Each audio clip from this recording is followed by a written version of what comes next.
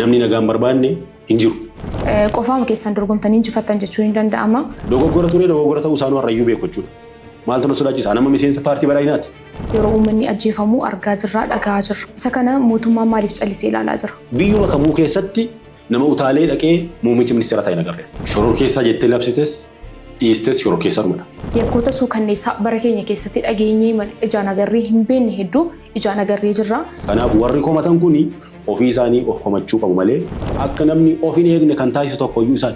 Mootummaan hin eeyyamaa qawwee qabachuun min.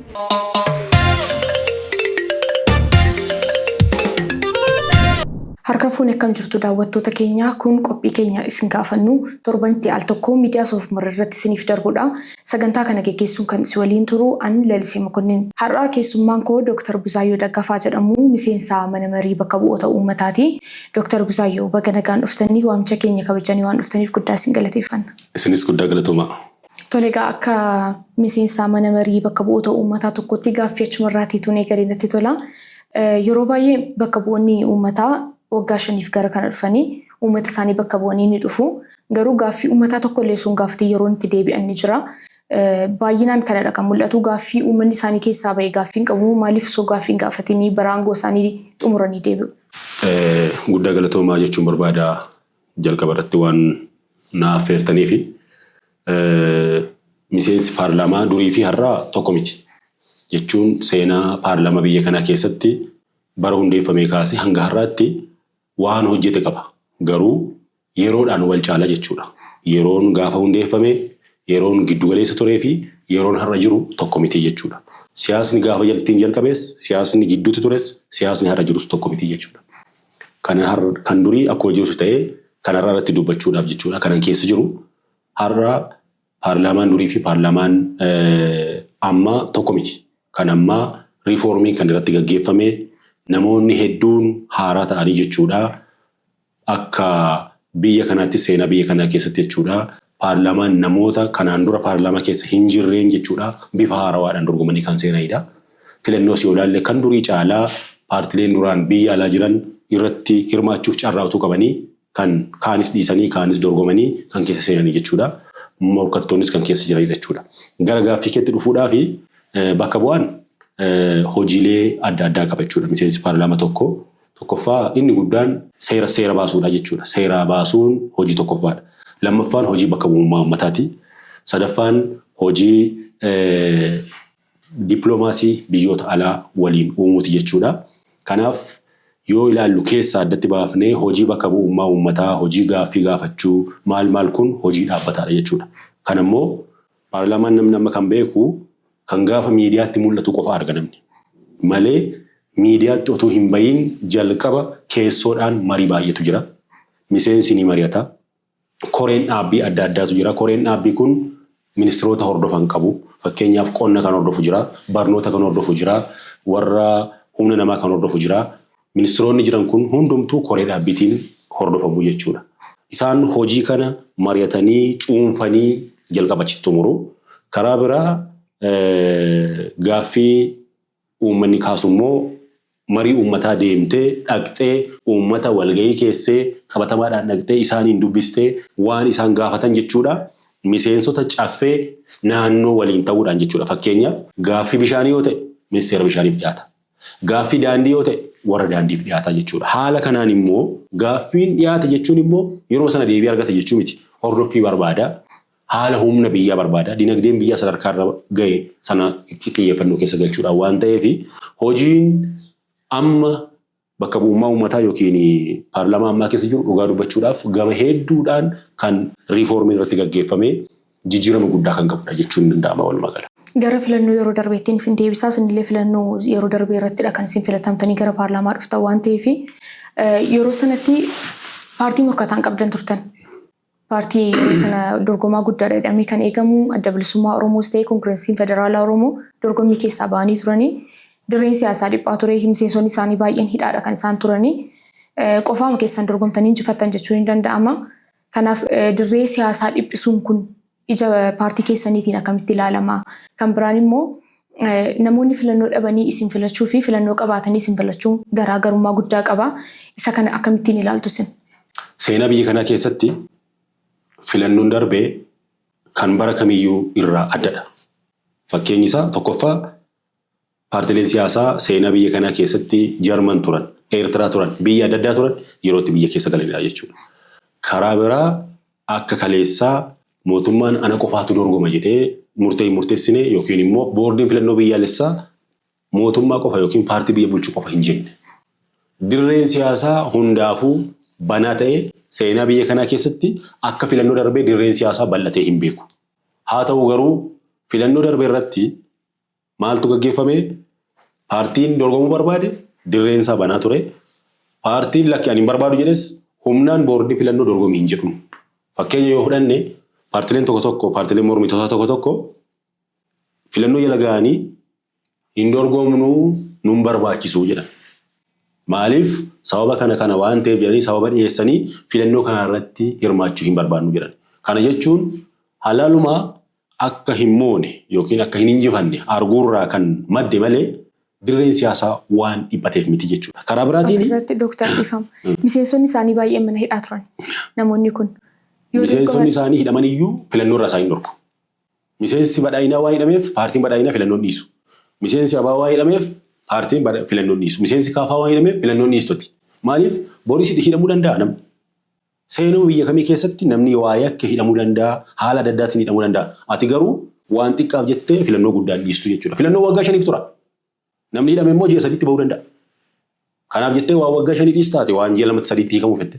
Inni sun akkuma jirutti ta'ee yeroo baay'ee aadaa siyaasa biyya kanaatiin filannoo yeroo goon namni numa hidhama. Hooggantoota warri ta'an, dorgomtoota warri ta'an, miseensa akkasumaan miti kan jalaa hidhame, dorgomtootadha kan jalaa hidhame, miseensa isaanii gurguddaadha kan hidhame, hooggantoota isaaniiti kan hidhame.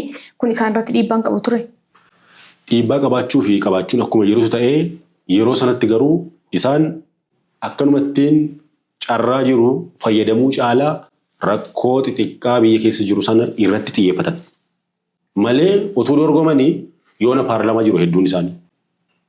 Yoona caffee Oromiyaa jiru gaaffii uummata isaaniitti dhiyeessuu danda'u. Nuti akka miseensaatti akka mootummaan dorgomaa jechaa ture. Lammaffaa akka boordii filannootti dorgomaa jedhamaa ture.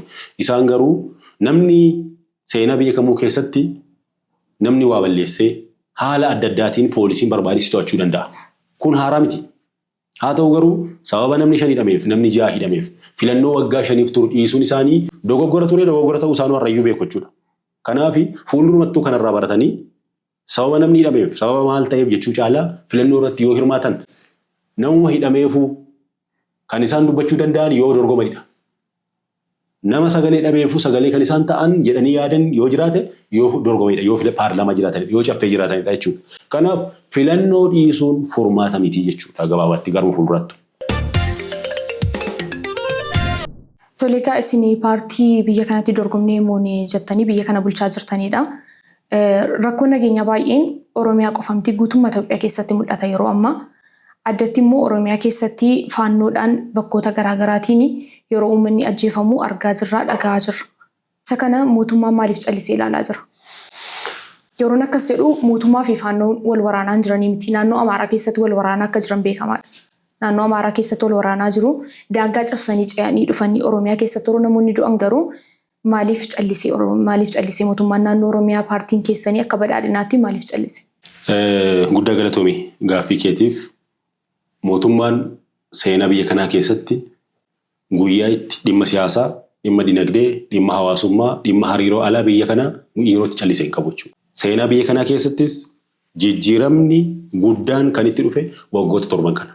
Gama kamiinuu yoo madaalle waggoota 27 darban hamma Itoophiyaan duraan turte kaasee hamma irraa yoo ilaalle wantoonni haga har'aatti hojiin hojjetaman dhugaa dubbachuudhaaf namni kamuu ija isaatii kan arguudha jijjiirama guddaan ni jira jechuudha. Keessaa fakkeenyaaf gaaffii natti gaafatte gaaffii nageenyaati. Nagaa namni kamuu ni barbaada. Namni nagaan barbaanne hin jiru. Namootuma lolaan jiraachuu barbaadan muraasa yoo ta'e malee namni kamiyyuu nagaa ni barbaada akka waliigalan yoo ilaalle jechuudha. Haala Itoophiyaa immoo yoo ilaalle jijjiiramni dhufee Itoophiyaa keessatti adda waawiin yoo diigamu TPLF yoo Tigraayitti galu tokkoffaa rakkoon nageenyaa achirraa maddee jechuudha. Maaliin TPLF yookiin Abuut kan jedhamu aangootti deebi'uu barbaada. Waggaa 27 aangoorra ture aangootti deebi'uu barbaada. Kanaaf lola banee ka'ee maal godha? namoota isa deeggaruu danda'an immoo naannoo Amaaraa keessas ta'u naannoo Oromiyaa keessas waan danda'uun gargaaruu eegale jechuudha. Humni biyya kana diiguudhaaf deemu hedduudha. Akka waan qaamni mootummaa waan kana dagatee qofatti ilaaluun qabu uummanni keenya jechuudha. Humni Itoophiyaan akka jeeqamtu barbaadu, Oromiyaan akka jeeqamtu barbaadu, Itoophiyaan guutummaatti misooma irratti dhiiftee waa'ee lolaa qofa irratti xiyyeeffachuu barbaadu Itoophiyaa keessa qofa miti kan jiru. Itoophiyaa keessa jira, Itoophiyaan ala jira, qooda fudhattoota hedduutu jira jechuudha. Wanni naannoo Amaaraatti mul'atus, naannoo Oromiyaa keessatti mul'atus kana waliin hidhata kan qabu malee gaaffiin har'a jiru gaaffii teessee mari'attee deebistu malee gaaffii qawwee si baachisu miti akka 1960moota 1970moota kaleessa jechuudha.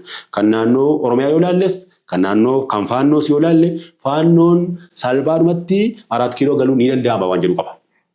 Garuu karoorri isaanii 4 kiiloo galchuu miti. Aanaa isaan keessa jiran ganda sana keessatti iyyuu waan isaan fudhatama isaan qabachiisu miti jechuudha. Kan naannoo Oromiyaas yoo ilaalle haaluma kanadha. Isaanis waanuma salphaatti har'uma aangoo jijjiirsiisanii kunoo as geenye jedhu malee waan jijjiirama fidan hin qaban jechuudha waan tokkoyyuu. Maaliif wal bira darbaadha siyaasni isaanii. Kan naannoo Oromiyaas haa ta'u, kan naannoo Amaaraas haa ta'u, kan naannoo Tigraayis haa ta'u, humnoonni qawweedhaan falman kuni yaadni isaanii wal bira darbaadha. Karoorri isaanii wal bira darbaadha. Maaliif bara qawween barbaachisu qawweedhaan hin sochoone. Bara yaadni barbaachisu immoo qawweedhaan sochoonaa jedhu. Kanaaf waan wal bira darbaa akkasiitu shira adda addaa qe'ee keessatti uumee mootummaan nagaa hin kabachiisu jechuudhaaf maal godhu dhokatanii deemanii daangaa cabsanii nama ajjeesu, nama hatu, qarshii gaafatu. Kanaaf kan gaafatamuu qabu isaanii malee mootummaa miti jechuudha. Egaa kan biyya bulchaa jiru mootummaa badhaadhinaati. Dhugaadha. Daangaa eeguun nageenya uummataa eeguun dirqama isaati. Dhugaadha. Dhokatanii sagalanii mul'atanii sagalanii dirqama kan qabu mootummaadha. Uummanni immoo gaaga'ama hamaa keessa jira. Daangaarra kan jiran buqqa'aa jiru. Walagga bahaa kiiramuu eebantuu roorri jiran asiin shawaa kibba lixaa, shawaa bahaa, shawaa lixaa keessaan uummanni buqqa'aa jira sababa faannootii fi daangaa qofaa miti. Yeroo darbe immoo shawaa lixaa naannoo noonnootti uummanni nama 26 wayii kan ajjeefame daangaa Amaaraarra jiran namoonni sun. Akka hamma kana seenanii uummata gaaga'anitti mootummaan maaliif callise? Hamma uummanni kun hamma kana hidhatee babal'atutti maal hojjechaa ture? Jalqaba muummichi ministeeraallee paarlaamaa irratti dubbatanii turanii faannoon akka wabii uummataa ta'etti dubbatanii turan yeroo waraana Tigraay sana kan hidhachiiseen mootummaa ture. So deebisee maaliif hin hiikkachiisneeni? Uummanni yeroo akkas gaaga'an itti gaafatamummaa jalaa bahuu danda'a mootummaan. Faannoodha jedhee itti gaafatamummaa jalaa bahuu danda'a. Nageenyi dhibuun uummata ajjeesuu isaanii wanta argaa jirudha jaatee fi itti gaafatamummaa jalaa bahuu danda'a mootummaan kan. Kan itti gaafatamu warruma ajjeessanidha. Fuulatti bahee waan raawwatu miti jechuudha. Dhokateetu kan inni kana taasisu yookiin cidha wayii irratti dhokatee kana taasisa akka hattuu waa hatutti warra raawwatudha warri kun. Kanaaf mootummaan utuu xiyyeeffannoo guddaa kennuu baate biyyi kun seenaa biyya kanaa keessatti lolla gaggeeffamaa jiru waan argaa jirru kun hin jiru ture. Biyyi amma namni keessa deemu kuni akka baduuf ka'utti ture kan isaan karoorfatan. Biyyi Itoophiyaa jennus naannolee Itoophiyaa keessa jiranis akka diigamee biyyi kun faffaca'uuf bakka hedduu ta'uuf yaadamaa ture. Hin taane garuu kun maal mul'isa? Jabina guddaa mootummaan xiyyeeffannoo nagaaf kenne, misoomaaf kenne mul'isaa jechuudha. Tokkoffaa yeroo hedduu rasaasa magaalaa kan Finfinnee keessatti qabamaa oolu, shugguxii Finfinnee keessatti qabamaa oolu, bakka hedduutti qabamaa deemu, sakatta'iinsaa yoo ilaaltu isaan meeshaalee hedduun biyyoota adda addaarraa kontorbaandiidhaan seenanii akka biyyi kun jeeqamtuuf yaada turan. Xiyyeeffannoo guddaa mootummaan kenneef har'a namni bayee galuu danda'ee jechuudha. Haa ta'u garuu guutummaa guutuutti badeeraa hin banne. Eenyu kan kana raawwatu? Yakkamaan warra dhokatee uummata ajjeesaa, uummatarraa qarshii fudhataa, uummata rakkisaa jiru sanadha yakkamaan jechuudha. Malee mootummaan isaan yakkamaa ta'uu danda'u. Yakkamaa isaan yakkamaadha. Isarratti gaaffii hin qabuun. Gaaffiin koo itti gaafatamaa miti mootummaan. Uummanni mootummaan qaba jedhee hidhataa miti uummanni kun hidhatee hin jiru. Mootummaan qaba jedhee mana isaa keessa taa'aa jira. Nageenya koo mootummaatu na eegsisa jedheetu jiraataa jira. Nageenya isaa eegsisuu hin dandeenye mootummaan. Ajjeefamaa jira qe'ee isaa irratti, cidha irratti ajjeefamaa jira, dubartii ulfa ajjeefamaa jirti. Sanuu viidiyoo waraabanii gadhiisaa jiru mootummaan inni ilaala. So itti gaafatamummaa jala jira mootummaan. Maaliif dirqama isaa hin ba'anne jedheeti yaadaan. Uummatiin nageenya isaa eeguudhaaf hidhatee hin jiru. Nageenya koo mootummaan naa eega jedhee eeggii jiraateeti maaliif itti gaafatamummaa kana amma dhumaatti hin ba'anne? Mootummaan uummata waliin ta'ee waa hedduu hojjeteera. Tokkoffaa amma Oromiyaa keessa yoo ilaalle gaachana sirnaa jedhamee milishaan jedhamee kan dur hin jirre ijaarameera jechuudha. Haa ta'u garuu caasaa mootummaan nagaa uummataa kabachiisuuf ijaaru kana warra salphaadhumaan aangoo qabachuun hin danda'a jedhamantu irdeemanii uummata yarkaa fudhatu jechuudha. Fakkeenyaaf bakka faannoon rakkisu kana jechuudha. Godinaalee tokko tokko yoo ilaalte bakka humnoonni hidhatanii Oromiyaa keessa jiran kun qawwee uummatarraa fudhatanidha jechuudha. Akka namni of hin eegne kan taasisu tokkoyyuu isaan Mootummaan inni eeyyamaa qawwee qabachuun min? Ni eeyyama. Uummanni akka of eeguuf ni eeyyama. Milishaan maali? Uummata miti. Milishaan qaama mootummaa dheedhataadha. Sanuma hawaasa keessaati. Gaachanni sirnaa maali? Uummatuma keessaa ba'a. Uummatumatu walitti dhufee nama tokko kennata akka ganda isaatti jechuudha. Ittiin wal eegaa, waliif eegaa, galgala wal eegaa jechuudha. Mootummaan nagaa eegsisuudhaaf waa hedduu hojjete. Garuu qaamonni dhokatanii fagoorraa dhiyoorraa wal dubbisan immoo yeroo hunda mootummaa kana fonqolchuudhaaf waan adda addaa hin raawwatu jechuudha. Garuu hin dandeenye abjuudhaa bara kana keessa teessee mari'attee dubbatte malee qawweedhaan waan itti gootu hin jiru. Seenaa Afrikaa keessatti amma qawwee waa fonqolchuun hafee jira jechuudha. Hin dandeessu. Yaada fiddee caaltee uummata amansiistee nama yoo fudhatama of argachiiste malee hin dandeessu jechuudha bara kana keessa. Kanaaf xiyyeeffannoo mootummaan nagaaf kenne seenaa biyya kanaa keessatti hin jiru. Maaliif lola Tigraay xiyyeeffannaa mootummaan nagaan kenneef dhaabate. Malee hin dhaabatu ture. Qaamonni hedduun lolli Tigraay akkatti fufuu barbaadu turan. Lammaffaa lola Oromiyaa keessaa akka nagaan xumuramuuf seenaa biyya kanaa keessatti mootummaan riphee lolaa xiyyaaraan fuudhee Taanzaaniyaa geessee hin jiru waan akkasii keessa seenaa biyya kanaa keessatti. Kanaaf yeroo lama kan mariin gaggeeffame. Haa ta'u garuu riphee loltoonni kan naannoo Amaaraas haa ta'u kan naannoo Oromiyaa keessaa salphaadhumatti maal yaadu isaan kan isaan yaadanii abjuu ofiif waggoota hedduudhaaf sammuu keessaa qabanii torban tokkotti guyyaa shanitti hin ta'a jedhanii yaadu jechuudha. Kun immoo akkasittiin hin jiru siyaasni akkasii jechuudha. Waan hundumtuu seera qaba, adeemsa qaba. Biyyi seera qabaa. Calluma jettee kaatee waa hunda diiguu hin dandeessu. Kanaaf waan yaadan sana ta'uuf yoo didu nama butuu, nama ajjeesuu, nama qaluu, qarshii fudhachuu, saamuu, nagaan hin jiru jedhanii immoo viidiyoo waraabanii maal godhu hin gadhiisu jechuudha. Barri baraas miidiyaa hawaasaa waan ta'eef sooshaal miidiyaa irratti of waraabanii gadhiisuu. Isaan kun eenyu isaan? Hattootuma sanatu kana taasisa malee qaamni mootummaa kana taasisu hin jiru. Bakka namichi sun beekametti immoo mootummaan barbaadee seeratti dhiyeessa jechuudha bakka hedduutti immoo. Kanaaf isaan diraamaa irra jiru. Diraamaa mootummaan hin jiru jedhamuudhaaf malee mootummaan jiraachuusaa uummanni beekaa. Mootummaan jiraachuusaa paartileen seeraan dorgoman beeku. Mootummaan jiraachuusaa gamtaan Afrikaa beekaa. Mootummaan jiraachuusaa addunyaan beekaa. Mootummaan jiraachuusaa hidhni haaromsaa xumuramuunsaa buufanni xiyyaaraa ijaaramuuf deemuunsaa koridariin gaggeeffamuunsaa namni har'a nagaan bahee galuun isaa bakka hedduutti jechuudha mootummaan jiraachuu isaa mul'isaa jechuudha malee akka isaan jedhan sana miti jechuudha walumaa galatti. Tole mata duree kana keessaa ituun ba'ini faannoon bakka garaagaraatti yeroonni uummata ajjeesuu viidiyoon agarsiisu jira ragaa guutuutu jira dubartiin ulfaa yeroo ajjeefamtu mana keessatti namni fayyaa yeroo gubatu yakkoota suukanneessaa bara keenya keessatti dhageenyee ijaan agarree hin beekne hedduu ijaan agarree jirra. Hamma ammaatti garuu paarlaamaa irratti shororkeessaa jedhamee ittiin labsamne qaamota finxaaleeyyii naannoo Amaaraa jedhama maqaan isaanii yeroo waa'een isaanii ka'u maaliif shororkeessitoota jedhamanii hin labsamne hamma ammaatti ulaagaan shororkeessummaa hin guunne immoo jarri kun maaltu hafaa maaliif shororkeessitoota jedhaman? Gaaffii baay'ee gaarii gaafatte. Faannoon shororkeessaa jettee labsites dhiistes shororkeessaadhumadha. Labsamuu dhiisuurraa kan hafe hojiin isaayyuu shororkeessaa waan ta'eef namni maaliif akkas jedhamee labsamne jedha. Labsamees labsamuu baates faannoon hojiin isaas shororkeessaadha inni shororkeessaadha. Qaamni kamiyyuu kan nama ajjeesu, kan humnaan mootummaa fonqolchuuf deemu, kan nama saamu, kan nama gudeedu Oromiyaa keessas haa ta'u, Amaara keessas haa ta'u, Tigraay keessas haa ta'u, Abbaa eessayyuu haa ta'u shororkeessaadha. Asirratti Dooktar Dhiifamaa wajjin shororkeessaa jedhamanii labsamuun isaanii fakkeenyaa fi mootummoota gamtooman biratti shororkeessummaan isaanii yoo beekame uummatan fayyada. Kan biraa deeggarsa akka hin arganneef hin godha. Bu'aa baay'ee qaba. Mootummaan shororkeessaa jedhee isaanii labsee jechuudha. Gammaatti garuu mootummaan shororkeessaa jedhee labsine jara kana akka addunyaatti shororkeessaa jedhamuun isaanii dhaabbileen qabsoo akkasii gaggeessanii riphee loltoonni baay'een akkuma addunyaattu shororkeessummaadhaan yeroo labsaman namni illee isaan deeggaruudhaaf sodaata shororkeessitoota waan jedhamaniif. Amma garuu jarri kun shororkeessitoota hin jedhamne maqaan suni faayidaa qaba jedhee waan hin yaadeef hin gaafadhe. Shororkeessaa yoo jettis qaamni deeggaruu barbaadu deeggara. Dhoksaadhaanis haa ta'u jechuudha. Amma shororkeessaa jedhamee kan labsame deeggaramaa jiru karaa adda addaatiin deeggaramaa jiranis jechuudha. Kanaaf shororkeessaa jechuuf dhiisuun kee qaama wayii baay'ee irraa akka ittistu hin taasisu jechuudha. Sun hin barbaachisu jechuuf miti yaadda. Garuu bu'uura miti. Bu'uurri guddaan hojiin isaanii eessayyuu haa jiraatanii, naannoo kamuu haa jiraatanii, biyya kamuu haa jiraatanii, seeraan ala kan nama ajjeesu, kan nama gudeedu, hojii shororkeessummaa kan hojjetu shororkeessaadha jechuudha. Faannoo shororkeessaa ta'uunsaa ifaadha. Murtaa'uu baachuun waan bira ta'e jechuudha. Kanaaf walumaa gala hojiin isaanii waan isaan hojjetan uummata isaanii irratti hojjetanu shororkeessaadha. Barumsa namni akka hin baranne gochuun shororkeessummaadha. Nama ajjeesuun shororkeessummaadha. Nama hojii isaa qotatee daldalatee jiraatu akka hin hojjenne taasisuun saamuun shororkeessummaadha. Nama ajjeesuun haadha ulfaa ajjeesuun shororkeessummaadha.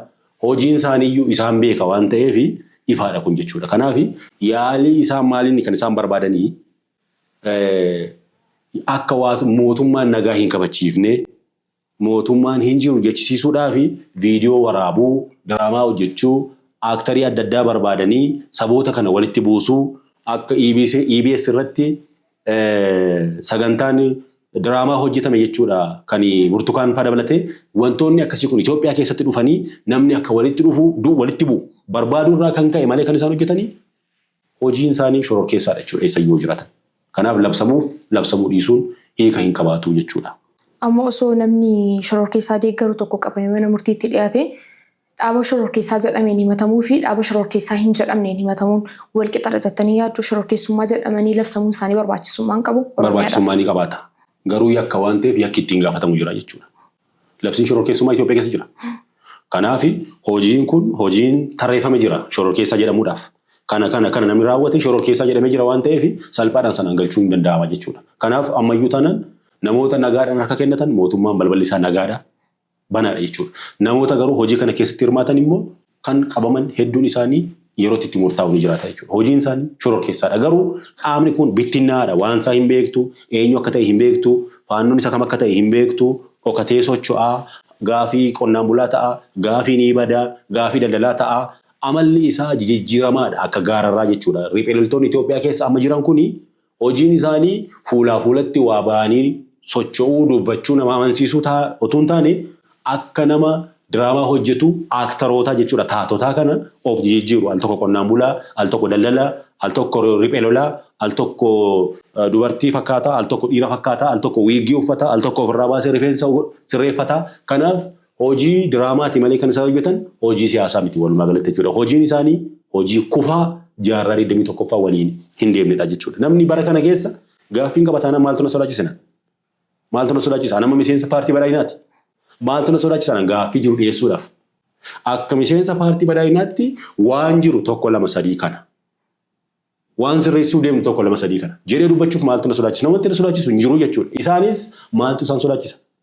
Maaltu asiifachi akka isaan olii gadi wayyaa jijjiiratan isaan taasisa? Bu'aa maaliis fida? Waan nama hojjetaniin bu'aa fidanis hin qaban dhugaa dubbachuudhaaf jechuudha. Miidhaa isaan fidan uummata irratti namni akka hin baane, akka hin galle, mana amantaa deemee waaqa akka hin kadhanne, akka hin baranne, akka hin daldalle, akka hin qonne, gammachuu isaarree dhaqanii yeroo isaanitti cidha irratti dhukaasanii nama ajjeesan. Kun hojii siyaasaa otoo hin taane hojii badaa jaarraa 21ffaati jechuudha. Kan Tigraay keessa jirus, kan naannoo Amaaraa keessa jirus, kan naannoo Oromiyaa keessa jirus hiikni isaa ani siyaasa jedhee fudhachuu hin danda'u jechuudha walumaa galatti. Egaa ammas kan isin gaafadhu waa'ee nageenyaa irrattidha. Sababni isaa furmaata waaraa kan barbaadu nageenya ijaa ta'ee fi gara waraana bilisummaa Oromoo deemna. Amma immoo waraana bilisummaa Oromoo wajjin marsaa lama mootummaan kun waliigaltee uumuudhaaf naannoo Taanzaaniyaatti wal arganii garuu waliin galanii nafaniiru milkoofne suni ammallee waraana irra jirtu. Kanam akkamittiin xumuruu yaadaa jirtu? Gaaffii baay'ee gaarii gaafatte.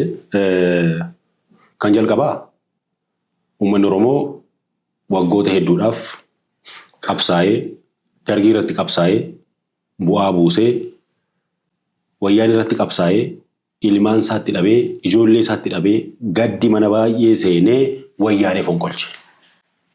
Sanatti aansee mootummaan jijjiiramaa dhufe immoo kan hunda keenyaati jedhamee qaamni mormaa Oromoon qabus Amaarri qabus Itoophiyaa keessatti akka dhufee yaada isaa dhiyeeffatuuf balballi banaa ta'e. Kun dhugaa qabatamaa jirudha. Waajjira qabu asii. Sana booda yoo laalanii yeroo tokko tokko waltuffiirraa kan maddeen salphaadhumatti aangoo kanatti dhufuun ni danda'ama abjuun jedhu immoo dhalate. Aangoon adeemsa qaba. Boorni filannoo gaggeessee sana booda gara aangootti kan dhuftu malee waan shugguxii baatteef, waan qawwee baatteef, kontorbaandiidhaan waan qawwee argatteef salphumatti kaatee 4 kiiloo galuu yookiin masaraa seenuu hin dandeessu. Seerri biyya kanaa kan eeyyamu. Bu'aa siin qabu. Maaliif qaamni qawweedhaan dhufu yeroo hundaa sammuun isaa qawweedhaan yaada. Malee bilisummaa siif hin kennu. Wanti uumame waltuffii irraa kan uumamedha jechuudha. Kanaaf rakkoon kun garuu furamuu qaba jedhamee uummannis gaafatee fedhii balbala mootummaan banaa taasiseen immoo Taanzaaniyaatti yeroo 2 gaggeeffamee ture jechuudha. Haa ta'u achirratti maaltu jira maaltu hin jiru kan jedhu ifaame jechuudha. Uummataaf iyyuu waan isaan irratti walii galan hedduun isaa isa kana ani hin beeku. Haa ta'u garuu akka walii galatti gamni sunis gamni kunis taa'ee mari'atee fuulduratti qe'een Oromoo nagaa ta'uun Itoophiyaadhaaf baay'ee barbaachisaadha. Itoophiyaan yoo Oromiyaan nagaa taate jedhee yaadaan. Maaliif walakkeessa biyyaa jira, uummata bal'aa qaba, namoota gurguddaatu as keessa jira, naannoo biraanis namoota gurguddaa gidduu baay'ee qaba. Garuu kan Oromiyaa adda kan taasisu Finfinnee dabalatee dippiloomaatota biyyoota adda addaa waajjira Afrikaa gamtoomanii kun hundi Finfinnee waan jiruuf jechuudha.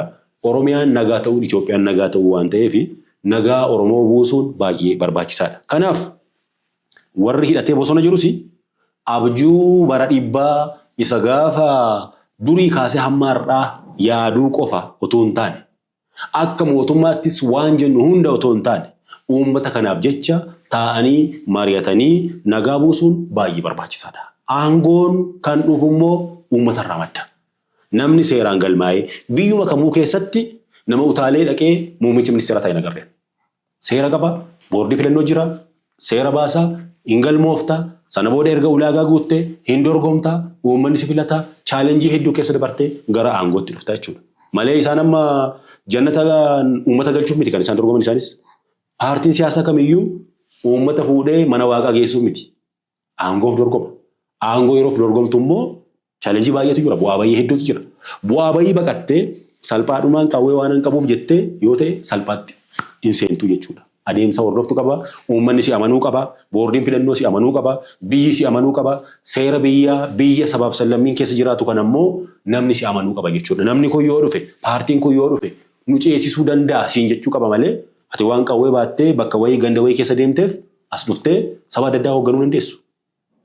Haala kanarraa kan madde malee seenaa biyya kanaa keessatti dirreen siyaasaa akka ammaa baname hin banamne jechuu nan danda'a.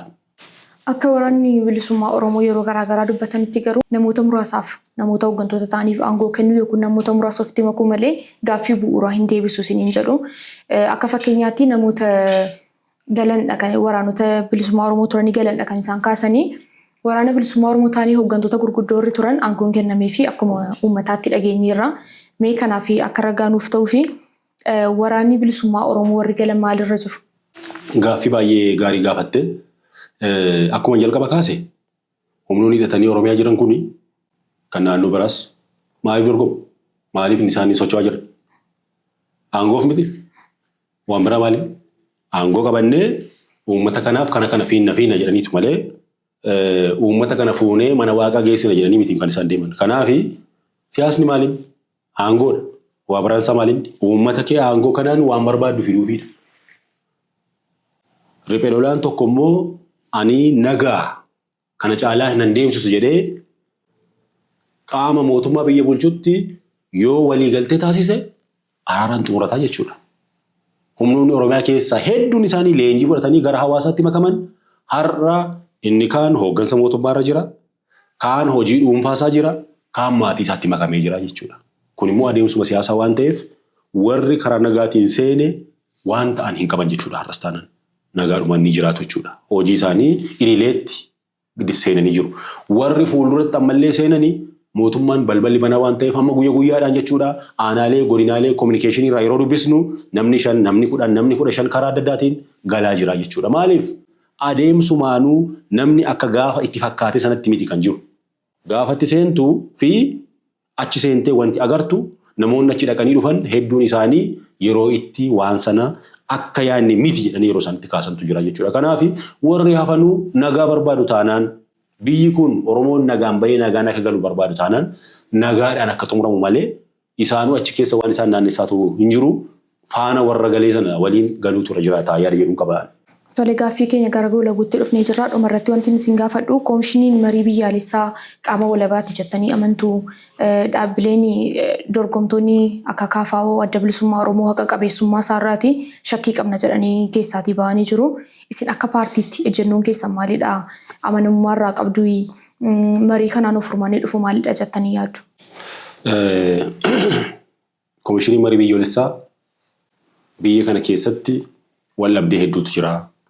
Namni yaada walii hin galu, mallattoo adda addaa irratti waliif hin galu, haala uumama biyya kana irratti waliif hin galu, heera mootummaa keessaa keewwata tokko tokko irratti walii galuu dhiisuu danda'a jedhamee seenaa biyya kanaa keessatti yeroo jalqabaaf namni taa'ee murteessee mari'atee murteeffachuu danda'a jedhamee dhufe jechuudha. Kanaaf namni jalqaba koomishiniin marii biyyoolessaa hundeeffamuusaa mariin biyyoolessaa eegaluuf deemuu isaaf jalqaba namni kana rikogniishinii kennuufii qaba jechuudha ni jalqaba. Maaliif as keessatti dhimma heera mootummaa mari'attaa, dhimma alaabaa mari'attaa, biyya akkamii ijaarra kan jedhu mari'attaa kun carraa kana qabaachuu mataan isaa waan guddaadha. Biyya kana keessatti yeroo itti mariin biyyoolessaa gaggeeffamee namni taa'ee tokko tokkoon mari'ate hin jiru jechuudha. Kun kan jalqabaati. Kana galata qabaachuun baay'ee barbaachisaadha jechuudha. Lammaffaa irratti mariin biyyoolessaa akka biyyaatti ajandaa biyyaati. Ajandaa akka biyyaatti qabnu irratti mari'annaa jechuudha. Ajandaan immoo hedduu ta'us ajandaa baay'ee otoo hin taane ajandaa muraasa kan irratti mari'annu malee rakkoo hunda koomishinii marii biyyoolessaatti fiddee mari'achuu hin dandeessu jechuudha. Akka biyyaatti maqaan isaayyuu marii biyyoolessaati. Marii biyyoolessaa keessatti waan akka biyyaatti irratti waliif hin galle mari'annaa jechuudha. Mari'annee waliin murteeffannaa jechuudha. Yoo irratti walii hin galle immoo irratti walii galuu keenyas walii gallaa jechuudha. Malee waan hunda nu amansiisee irratti walii nu galchuuf miti kan dhufe jechuudha. Fakkeenyaaf koomishinii marii biyyoolessaa naannoon hundumtuu ajandaa keessaa fakkeenyaaf akka diigamu barbaanna yoo jedha ta'e fakkeenyaaf ajandaa keessa tokko kana uummanni barbaadu yoo ta'e hin hafaa jechuudha. Naannoon hin diigamu jedhee cichee uummanni qabatee jennaan hin hafaa jechuudha. Isarratti waliin galle irrattis walii galtaa wal amansiistee lammaffaa immoo dhimmoota akka alaabaa dhimmoota akka haala biyya waliigalaa kana keessa jiru immoo walii galtaa jechuudha. Kan paartilee siyaasaa amanuuf amanuu dhiisuun waa shakkuuf shakkuu baachuun abbuma sana ilaallataa jechuudha. Namni waan hundi guutuudha kan jedhamu hin jiru lafa kanarra jechuudha. Dhaabbilee biyya kana keessa jiran miti dhaabbileen biyya alaa jiran kamiyyuu taanaan 100% wanti kun qulqulluudha jechuu hin dandeessuuti. Eessa jira biyya akkasii? Warra akkas jedhan ofii isaanii walabaa. Paartileen morkattootaa ofii isaanii koomishinii marii biyyoolessaa walaba miti maaloo miti jedhan ofii isaanii walabaa isaan. Isaan qulqulluudha dhibba keessa dhibba.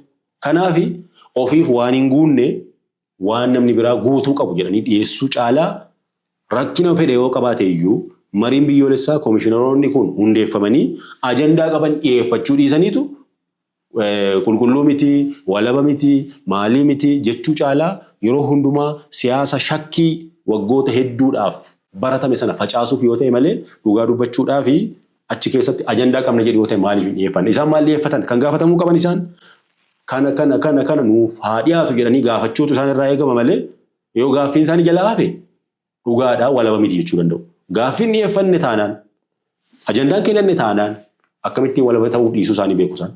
Kanaaf gaaffiin isaanii dogoggoradha jechuudha. Bu'uurumarraa kaasee rakkinni fedhe yoo jiraate iyyuu ajandaa dhiyeessanii mari'atanii waan Oromoof ni mala jedhu namni tokko, waan Sidaamaaf ni mala jedhu namni Sidaamaa bakka bu'e, waan Amaaraaf ni ta'a jedhu namni Amaaraa bakka bu'e tokko dhiyeeffatee akka biyyaatti irratti mari'ata. Akka lammiitti mari'anna ajandaa biyyoolessaatti malee akka paartiitti miti kan mari'annu. Lammii biyyaa hundatu dhimma biyya isaa irratti mari'ata malee paartii siyaasaa miti kan mari'atu. Paartiin siyaasaa ajandaa isaa galchachuu danda'a. Kana yaada jedhee garuu akka nama dhuunfaatti kan mari'atu. Biyyi kan hundaati. Paartiin dhalataa hin guddataa hin darba. Sana miti waa'ee biyyaati. Waa'ee biyyaa yeroo mari'annu immoo paartii har'a dhufee borbadu ilaalcha sanaan miti. Fakkeenyaaf paartiin badhaadhinaa waan biyya bulchuuf waan barbaadu as keessatti akkana ta'uu qaba jedhee hin murteessu marii biyyoolessaa keessatti. Akka tokkotti dhiyaata. Maaliif bor paartiin badhaadhinaa yoo deeme namni alaabaa uummanni hundi irratti waliigala jiraachuu qaba jedhamee amanama. Malee jijjiirama paartii miti kun. Kan itti gaggeessu. Kanaaf warri komatan kuni ofii isaanii of komachuu qabu malee marii biyyoolessaa komachuu hin qaban dhugaa dubbachuudhaaf. Tole Dr. Buzaayyoo Daggafaa miseensa mana marii bakka bu'oota uummataa nu kabajaneesti waan argamtaniif guddaa isin galateeffannaa gara fuulduraatti gaaffii birootiif immoo yoo isin barbaanne dhufuun keenya hin oolu. galatoomaa isiniin jenna ulfaadha. Isinis guddaa galatoomaa. Egaan daawwattoota keenya qophiin keenya har'aa asuma irratti raawwatee jira. Torban keessummaa biraa ajandaa biraatiin walitti deebina. Hagasitti nagaan tura.